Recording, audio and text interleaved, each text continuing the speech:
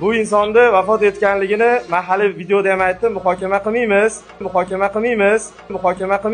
Ana Koreyada soat 3dan 7 minut o'tdi. 3dan 7 Mana nimaligini men aytmayman. Tanlangan cho'q ayt. Nozik Koreyada o'ynab yerdan shipirib topadi deb o'ylashadi-ku manada. Nima kerak bor bunday ahvolga solishdi?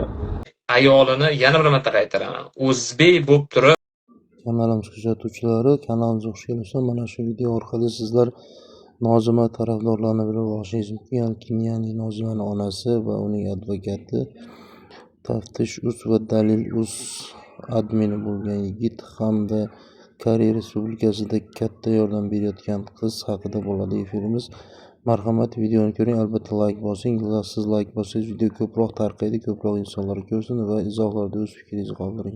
endi bizning sohamiz shu-da. Misol men jurnalist bo'lish uchun men ko'p marta takrorlaganman. Institutlarni bitirganmiz, o'sha bakalavrni, magistraturasini, PhD'sini bitirib, bu etaplardan o'tishi o'zi bo'lmaydi-da. Biz bilamiz. PR degan narsa bor.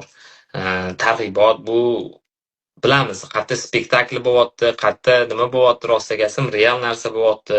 Siz bilan bizani hozir gaplashib o'tirishimiz real-da. Mana odamlar ko'rib turibdi, real gaplashib o'tiramiz, yonma-yon emasmiz. Sizlarda kechki payt, mana bizda kunduz kuni. Misol, bularning hammasi ularda spektakl. Bundan oldingi videolari ham spektakl. Men sizlarga yana bir marta ishonch bilan aytamanki, havas qamaladi. Qamatamiz buni. İnşallah. Bo'yicha Albatta. arizachilarni ham tayyor qilib qo'yilgan. Mayli, bu bo'yicha hali yana alohida qamalgandan keyin yana bir prямой efirlar qilamiz. Men lekin hech kimga shaxsiy adovatim yo'q. Hattoki bu odamga ham men hayotimda hech qanaqangi bir gram rol o'ynamaydigan odamlar.